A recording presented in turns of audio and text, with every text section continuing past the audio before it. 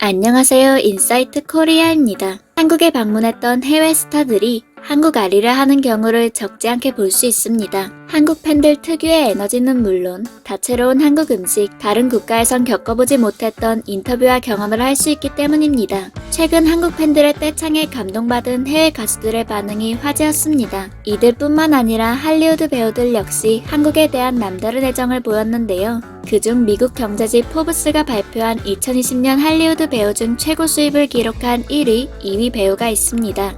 바로 드웨인 존슨과 라이언 레이놀즈입니다. 라이언 레이놀즈는 작년 한 해에만 7,150만 불, 하나로 약 864억 원의 수입을 벌었으며 드웨인 존슨은 8,750만 불, 하나로 약 1,057억 원을 벌어들였죠. 이들은 본업인 연기는 물론 타고난 스타성으로 전 세계에서 러브콜을 받고 있습니다. 이렇게 전 세계적으로 뜨거운 두 배우 역시 각자의 이유로 한국의 매력에 푹 빠졌는데요.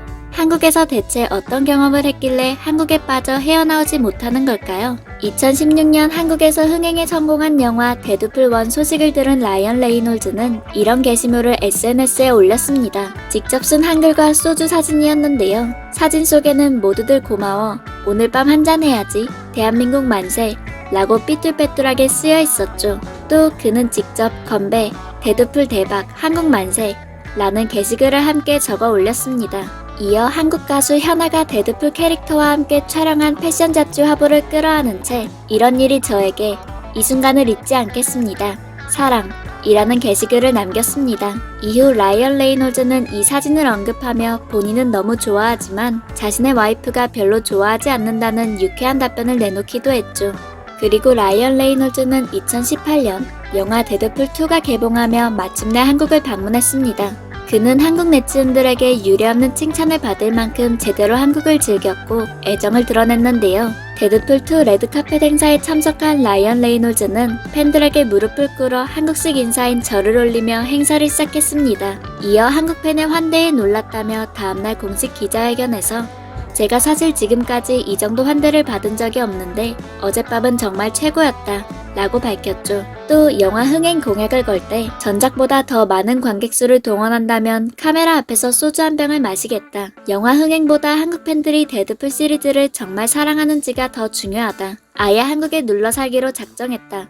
지금 아파트를 알아보고 있다. 라며 한국에 대한 애정을 드러낸 센스 있는 답변을 이어갔습니다. 이어 그는 각종 인터뷰에서 한국식 안마의자 체험, 해물파전 먹방 등 한국을 제대로 체험했는데요. 특히 안마의자에 푹 빠져 느낌이 너무 좋다며 질문에 포함되지 않은 본인의 사생활에 대한 정보까지 술술 대답하는 모습이 화제가 됐죠. 한국 소주에 푹 빠졌다며 인터뷰 중 즉석에서 소주를 마시는 모습도 보여주었습니다. 또 한국 딸기의 맛을 칭찬하며 한국 딸기가 외국 어디보다도 맛있는 것 같다 라고 밝혔죠. 본인과 이름이 같은 카카오 프렌즈 캐릭터 라이언과의 인터뷰를 진행하며 유쾌한 모습을 보여주기도 했는데요. 이쯤 되면 라이언 레이놀즈의 한국 활동은 홍보를 가장해 한국을 즐기는 게 아닌지 의심이 될 정도였는데요. 라이언의 한국 활동은 여기서 멈추지 않았습니다. 그는 예능 프로그램 복면가왕에 깜짝 출연해 뮤지컬 애니 삽입곡 투머로우를 불렀는데요. 한국 네티즌들은 형이 대체 여기서 왜 나와? 한국 홍보 활동에 진심인 듯 등의 반응을 보였습니다. 이렇게 한국에 제대로 눈도장을 찍고 간 라이언 레이놀즈는 다음 해인 2019년에도 어김없이 한국을 방문했는데요. 직접 복면가왕을 언급하며 출연하지 못해 굉장히 아쉽지만 영화 식스 언더그라운드를 소개하는 자리인 만큼 많이 즐겨달라고 밝혔죠. 사실 라이언 레이놀즈가 복면가왕에 출연하지 못한 데에는 다른 이유가 있었는데요. 방송 런닝맨에 출연했기 때문입니다. 그는 런닝맨 멤버들과 한국의 전통적인 의미를 강조한 코너에 직접 출연하며 또 한 번 한국에 대한 애정을 가감없이 드러냈습니다. 2013년 영화 지하의 조 2를 통해 처음 한국에 방문했던 드웨인 존슨. 이후 드웨인 존슨의 내한 계획은 여러 번 무산된 바 있는데요. 그럼에도 드웨인 존슨은 매번 영화를 개봉할 때마다 내한 계획에 대한 의지와 한국에 대한 애정을 전한 바 있습니다. 2019년 영화 분노의 질주 홉스앤쇼의 주연을 맡았던 드웨인 존슨은 당시에도 SNS에 한국 팬들을 위해 직접 한국어로 게시글을 올렸습니다. 그는 한국 팬 여러분 안녕 이라며 개봉 소식을 전했는데요. 개봉 13일 만에 300만 관객을 돌파하자 드웨인 존슨은 한국 팬들을 향한 감사 인사 영상을 공개했습니다.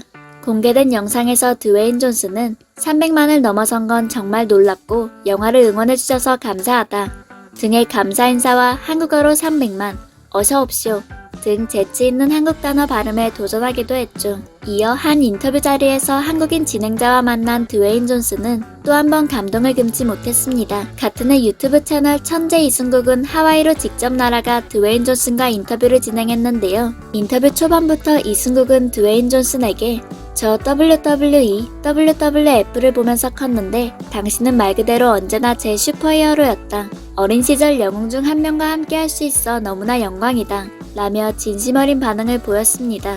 그러자 드웨인 존슨은 인터뷰를 잠시 중단하고 갑자기 스태프를 불렀는데요. 그는 스태프에게 촬영을 부탁하며 이건 훌륭한 인터뷰가 될 것 같다. 처음부터 다시 하자. 라고 설명했습니다. 이어서 이승국은 드웨인 존슨에 대한 세심한 사전조사 내용과 함께 영화를 절묘하게 엮어 인터뷰를 이어갔습니다. 어린 시절의 영웅과 함께 할 수 있어서 개인적으로 영광이에요. 그리고 여기 있는 제 자신이 굉장히 자랑스러워요. 당신도 똑같은 느낌일 것 같아요. 왜냐하면 우리가 하와이에 있단 말이죠.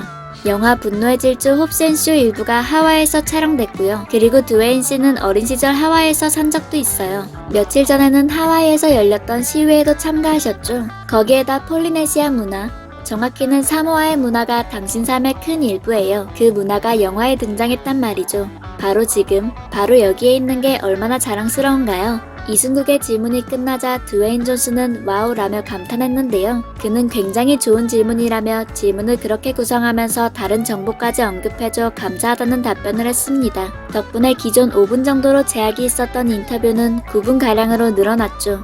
네티즌들은 드웨인이 진심으로 감동받은 티가 역력하다. 10분도 채 안 돼서 한 배우의 성장 과정, 가치관, 거기에 영화 개봉 소식까지 알 수 있었다. 한국에 대한 좋은 이미지를 갖게 되는 좋은 예 등의 반응을 보였습니다. 그리고 지난해 드웨인 존슨은 코로나 확진 판정을 받았다는 안타까운 소식을 전한 바 있는데요. 최근 그는 SNS를 통해 놀라운 근황을 공개했습니다. 동양의 신비한 치료법을 받고 최상의 컨디션을 찾았다 라는 게시글이었죠. 사진 속 드웨인은 한국에서 흔히 볼 수 있는 부항을 받은 모습이었는데요. 등에 난 동그란 자국에 보기에는 이상해 보이지만 나는 이 치료법을 매우 즐겼다 라며 부항 치료에 흡족하다는 반응을 보였습니다. 젊은 시절 과격한 운동과 액션 장면을 소화하다 몸이 많이 망가졌다는 그의 부항 치료 사진은 전 세계 팬들에게 호기심을 불러일으켰죠. 한국으로부터 유래됐다고 알려진 부항 치료는 미국 배우 기네스 펠트로 가수 마돈나 등도 즐기는 치료인데요. 드웨인 존슨의 SNS에 부항 치료를 즐기기로 유명한 수영 선수 마이클 펠프스 역시 부항 자국을 보고 반갑다는 소식을 남겼습니다. 이렇게 할리우드에서 수백억 원을 벌어들이는 두 톱스타들이지만 한국에선 오히려 새로운 문화를 경험하며 순수한 반응을 보였는데요. 한국에 빠진 두 배우를 통해 전 세계 해외 팬들에게 한국의 진짜 매력을 알릴 수 있는 또 다른 기회가 된 것이 아닐까 싶습니다. 여전히 한국에 대한 애정이 남다르지만 코로나19로 인해 내한하지 못한 할리우드 스타들이 많은데요. 하루빨리 사태가 회복되어 더 많은 한국 문화가 전 세계에 알려지면 좋겠네요. 지금까지 인사이트 코리아였습니다. 감사합니다.